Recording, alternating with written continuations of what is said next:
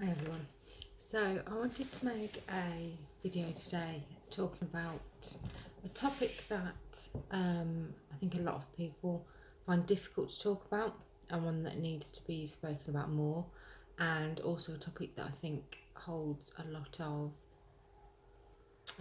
misconceptions, and that is suicide. Because one of the main things that I hear passed around and said in regards to suicide, it seems to be like the phrase a lot of the time for people that have committed suicide, and that being that it's a coward's way out. Now, this is something that I feel very strongly about, and it always really gets my goat when I hear this said, because it's so judgmental and it's so misinformed to just say that somebody's killed themselves and they're a coward, it's the coward's way out. It's a huge stigma, and it's quite a difficult thing to explain because we all know that we have children, families, jobs, a lot going for us, things that would maybe or should keep people going, but it's really not that simple. And one way that I always think about it, some people might not agree with this, some people might think that it's a little bit extreme, but one way that I always think about it, as somebody that has planned a suicide, because there's the suicidal thoughts and feelings, and then there is planning and acting. People can think about suicide but not act on their thoughts. Thinking about it doesn't always result in acting on it. Acting on it and actually planning to take your own life is something that is a result of extreme emotional pain. Sorry. And one way that I always try and explain it to people that maybe don't understand, or that maybe have never been in that place mentally, is to try and imagine that you have been taken hostage. You don't know where you are, you're terrified, you know that something bad's going to happen, but you're not sure what. The people that have taken you hostage, they might be planning to kill you, you're not sure, you're absolutely terrified. And you're kept in this dark room, this dark place, where you have no idea what's going to happen to you, but you're terrified 24/7. At first, you might have a little bit of hope that someone's going to come and rescue you, someone's going to make it okay, someone's going to come and take you out of that place. But then the days go on, and the weeks go on, and the months go on, and it's not getting any better. And you're no longer yourself, you're no longer thinking rationally because of pure fear. And then imagine that there is some kind of torture that takes place.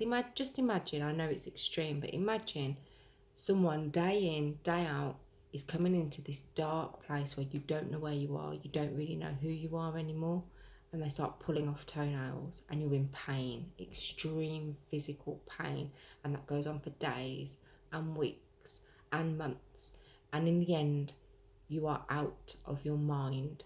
You're no longer thinking rationally, you just want the pain to end. Nobody's come and rescued you, nobody's come and saved you, nobody seemingly can find you, help you, stop this from happening.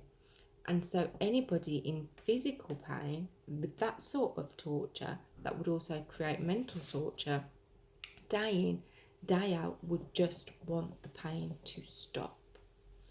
And that's the only way sometimes that I feel like I can explain it. Because if you have a mental illness, if you're in mental crisis, if you're in crisis in your mind where you feel like there's no way out, you've tried, that hope that you originally had, it's gone. You don't feel it anymore, you can't see it anymore, there's no way out, nobody can make it better, nothing anybody is saying is making it any better. And so the only way that you feel that you can get this pain to stop is to end your own life. That might seem extreme, but in my mind, it's a good explanation, because to get to the point where you plan, where you go from the thoughts to the plan and the action. You know, people don't wake up depressed. People don't wake up with whatever mental illness it is that they've got going on and feel that one day and kill themselves the same day. This is a result of extreme pain over a prolonged period of time where things are not getting any better and there is no way, they can just see no way out of this situation. It's such a dark, black place that is filled with a pain that I couldn't even explain to you. And if somebody's never felt that, I understand that it's very difficult to understand, and that's why I always use the rather extreme example of being taken hostage and tortured over a period of time, because that's what it's like. It's like someone has taken hostage of your mind. You're not yourself anymore. You're not thinking like yourself anymore. You can't rationalize anymore, and it's a pain. It's the same as a physical pain, but it just goes on in the mind. And anybody that's subject to a prolonged physical pain is the same as a prolonged mental pain, and people just want it to stop. And it's in whatever way they can make that stop.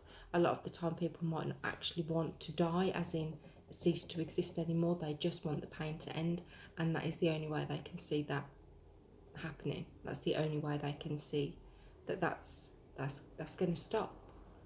And that's a lot of the time what it boils down to. It's not a coward's way out. Believe me, I have been in the position where I have planned, and I have started to carry out that plan.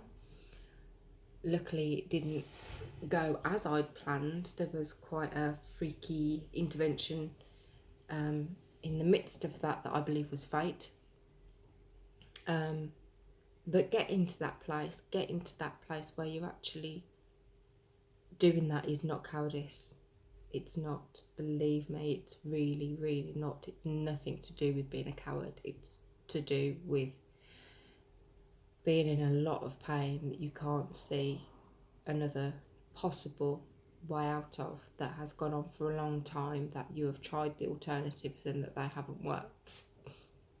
So I just wanted to put that out there, really, because it's something that I get heard said a lot, and I find it incredible that people can think that it's just a coward's way out. You know, even the act of suicide, you know, the acts that people do, whether it be overdose, you know, slitting their wrists, drowning, jumping off, that's not the act of a coward. That actually takes guts.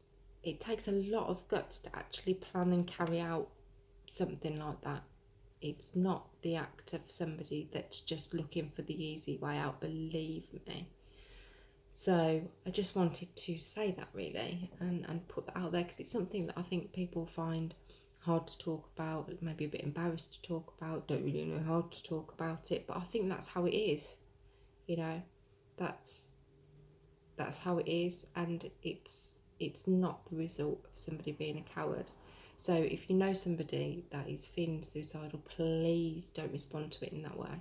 Please don't make them feel like they're looking for an easy way out, or, you know, that they just need to get over it, because the likelihood is that they've been dealing with this torture in their mind for a long time and need help and don't need judgment. So just be a little bit open-minded in the way that we're responding to things, in the way that we're thinking about things. You know, even if we've never felt these things ourselves, it's easy to make judgment, but sometimes it's just about looking at it from a different perspective. And hopefully I've given that, even if it is a little extreme and people don't agree with it. It's a way that I find, you know, is a comparison to a physical and mental torture, which is what it is when somebody gets to the point that they want to take their own life.